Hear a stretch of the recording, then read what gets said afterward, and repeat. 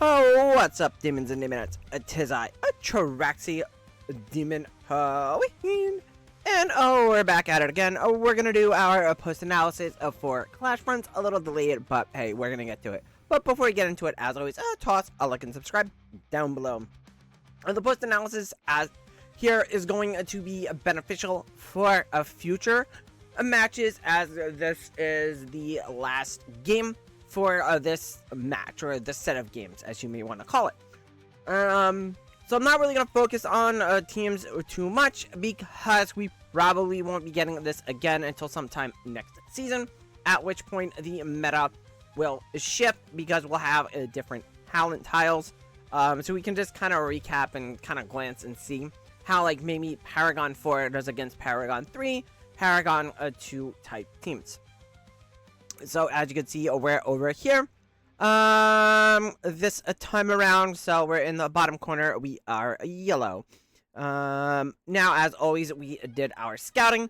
I didn't really have to scout this guild too much, because we did play against them in the previous set of games. So I kind of already knew what to expect there. Like, we could throw maybe 40-45 squads at their entire guild and wipe them out. So no big threat there. And then when I scouted the other two guilds, we'll go here. We'll take a look at Galaxy, who finished second. As you can see, they've got a couple in that 66 range, 60 range, in the 50s. So their core is about the same as, I would say, our core. Kind of like what we get up against last game. And then we got Soul Reaper, who's here, and about the same boat, right? So again, what we went up against in last game. Just the thing to keep in mind when you're going up against some of these 60k accounts, that you are going to potentially run into Paragon 4, Paragon 3. And I think we did run into some Paragon 3. And that did cause us some problems.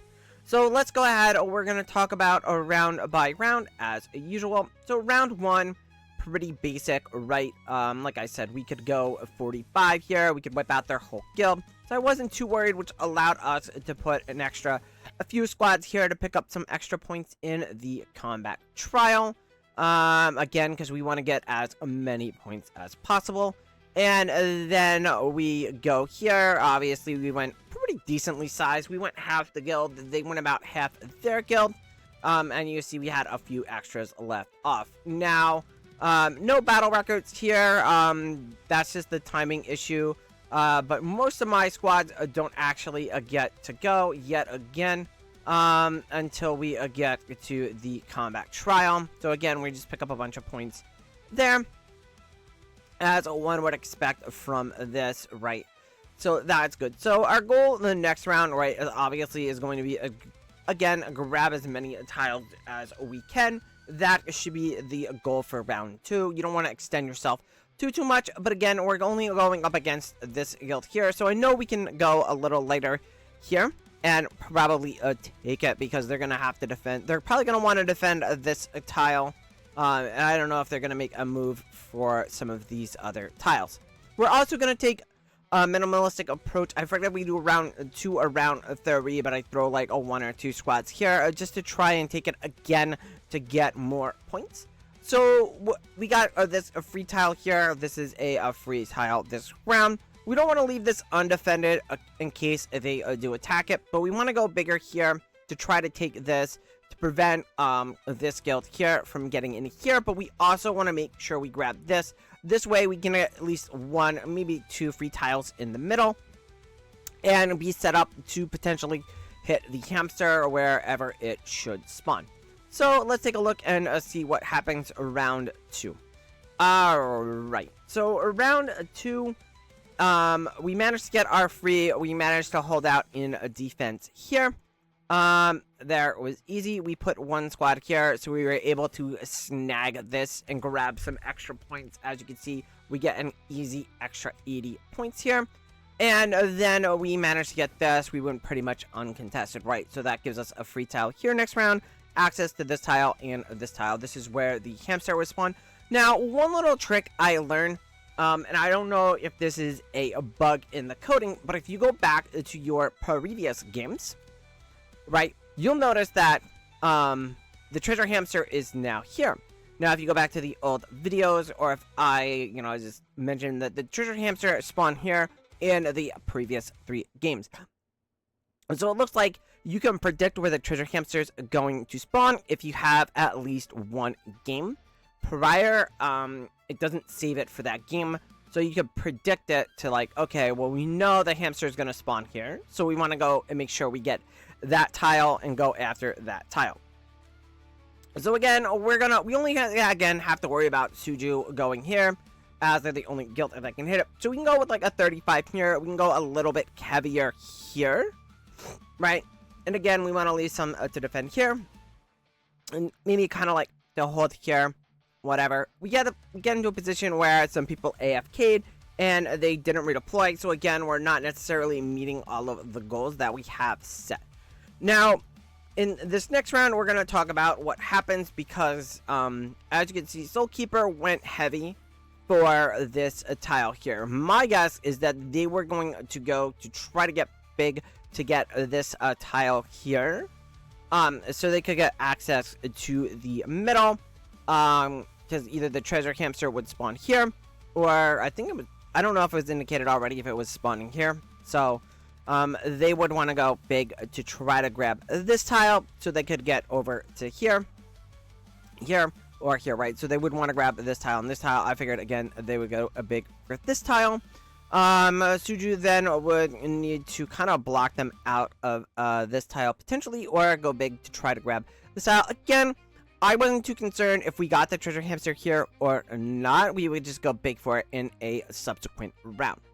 However, unexpectedly, Soulkeeper didn't do what I expected them to do. Instead, they spread themselves a little bit too thin, right? So they went after this tile.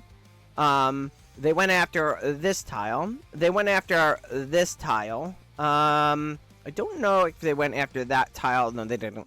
And they didn't go after that tile, and they tried to hold their tile, right? So again, they spread themselves a little bit, I think, too thin. Now, as you can see, we did lose this tile. I think I wanted like 5 or 10 here. We did not hit our goal for this tile, so we lost it. Again, an issue of having people not redeploy correctly. So that was a problem there. Which then leaves us a little bit vulnerable elsewhere. Here, are all kind of left open, right? But our big goal is, since we have the hamster and we're going to start getting points next round, is we want to hold this hamster as much as possible. And then we want to, these tiles, I'd rather hold these tiles than some of these outside tiles that are worth less points. But again, I didn't want to give this guild the chance to get in here. And, I don't want to spread too thin, so we kind of don't go heavy here. And we'll see what happens. But, like, again, this Suju gave up this tile. They managed to regain this tile. Again, we only had 1 squad here, so it's not like we gave up much to get it. I was a little disappointed. As you can see, we have, like, somewhat Paragon 4, Paragon 3 team lose to. Again, we're going up against some of these more Paragon 3 type teams here. I don't know if we can see it here, but as you can see, is this Mambo? Yeah, see Paragon 1, Paragon 3. So they have some Paragon 3 heroes. So yeah, where it's not like a walk in the park like our previous rounds, where the highest our opponents had at that time was maybe Paragon 2. So we do have a bit stronger opponents here. So that's just something to consider. Now, what we're going to do, obviously, we're going to try to hold this one, just reduce the number of forces. Again, this is the highly desirable field. So we're going to, bulk up our defense here a little bit. We don't really need to worry about defending this tile this round. So we can bulk up on a defense here. Maybe make a play for this tile to try to get it back to get some extra points. And then we just kind of go like minimal for defense here, and then maybe take a small gamble to try to get this tile back as well. We could have gone for this, but I didn't see that because, again, I expected Soulkeeper to go big, and we didn't have enough forces to push out here to try and compete with this guild. So I didn't really worry about this tile too much. Again, they're gonna have the same thing. They have access to these 2 tiles. So if they go big here, unless we put like a big force here or here, we're not gonna be able to defend this. So I don't want to lose this. I'd rather give this up and hold this tile and potentially this tile, right? So that way we have more tiles for the next round. All right, so let's see how it plays out. So we managed to fend off the attack here. We hold it. We may manage to attack the tile here. We grab it. We went minimal for defense here. Again, I just didn't want to give up 3 points, and I felt like we could do small here. They might not go big for it. They didn't. Here, you know, we just held it. I don't even think, no, we didn't even attack it. And here, we lost, because again, they went big here. We went a little for defense. And they managed to grab this tile and this tile. I wasn't sure what they would do at this point. Again, we have now what is a sizable lead here. So we're not too worried there. I mean, we can see how the teams did kind of like here. Again, we're going up against lesser teams here, right? No Paragon levels really on those teams. And I don't even think my team, yeah, my team gets to go at like the very end. And it is the Shikibum team. So we're just wiping out units there. So we had a pretty easy get there with the defense. So again, I just want to hold this tile because this is 150. I'm not going to worry about holding this tile as much. Yes, we'll divert some forces to defend it, but if we lose it, no big deal. The big thing is we just kind of just need to like hold this tile and maybe like this tile and this tile. We have a couple free tiles, so we pretty much guaranteed the win at this point. Officially haven't clinched it, but you know, we only need to really maintain a couple of tiles to win this thing at this point. I forget if we make a play to try and grab this again with minimal effort. Again, the big idea is here we hold this tile here. This is the most important tile.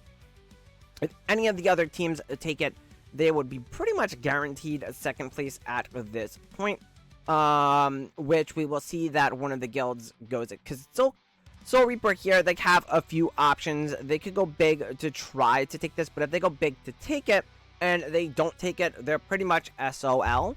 So it's a rather large gamble. They may have been better off going against, you know, a couple of the smaller tiles and grab more points that way. But we'll see what kind of happens here, right? So we lose here. Galaxy went big to try and take this back, whatever. We didn't put any teams here, so we didn't pick up anything in the skirmish or the combat trials. I just didn't see the point.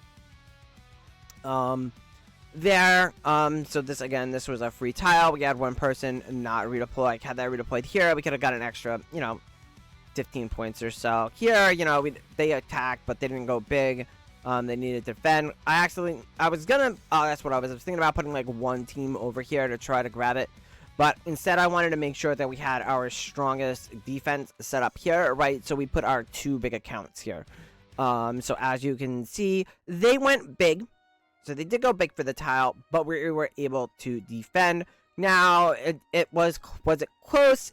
I think the numbers lie a little bit there. As you can see, like my squads, they don't really get to go in the melee. So most of my squads are here. I have several that go into the combat trials, and we're not talking like the small squads right here. So we have the Graveborn team here, and this is the my Vanguard #1 team.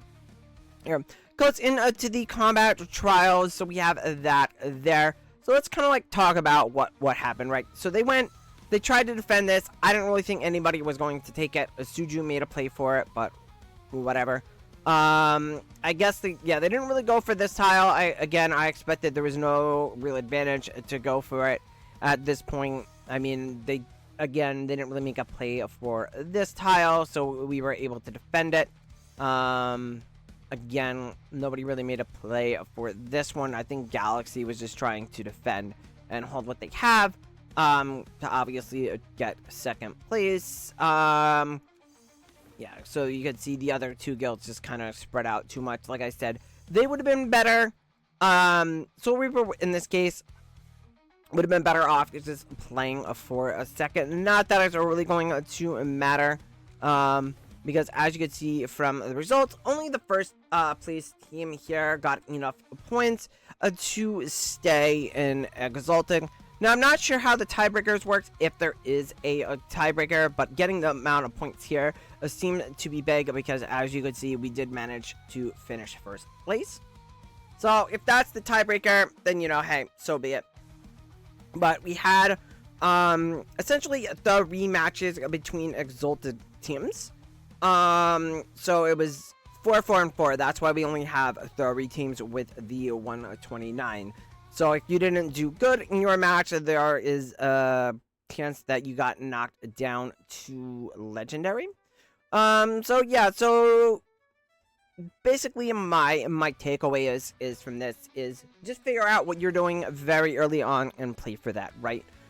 Exalted is going to be the top 12 scoring guilds, so if you pretty much need to get first place in 3 of them and can only afford to get second in another one, otherwise you're probably getting knocked out of Exalted down into Legendary. It was just that tough. Again, it's going to depend on how they mix it up next season.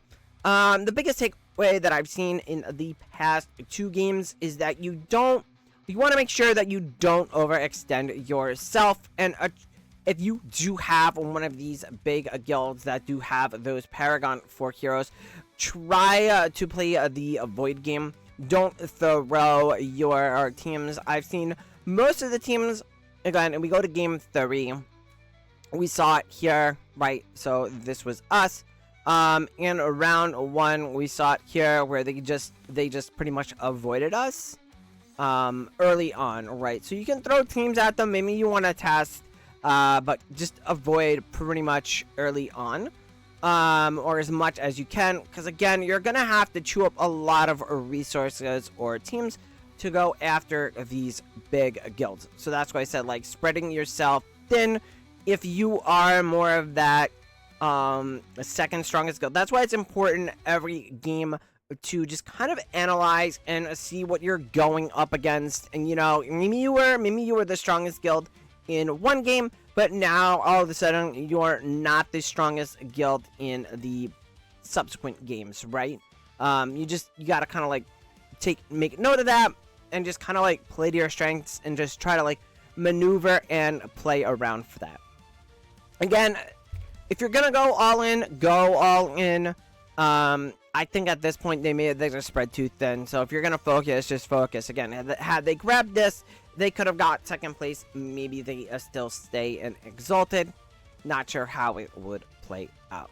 Anyway, I hope you enjoyed this round of ClashFronts. I thought well, you know, I enjoy the strategy part of it. That's not too bad. I just want better tools for guild leadership to help get everyone deployed and deployed correctly, because having to make something in like Photoshop or Canva or some other photo editor, then post that in Discord, and trying to get everybody on the same page is a bit difficult, especially when you're dealing with different time zones and all of that stuff. Anyway, that's going to be it for this one. Good luck in the future, and we'll take a look at any future maps that may come.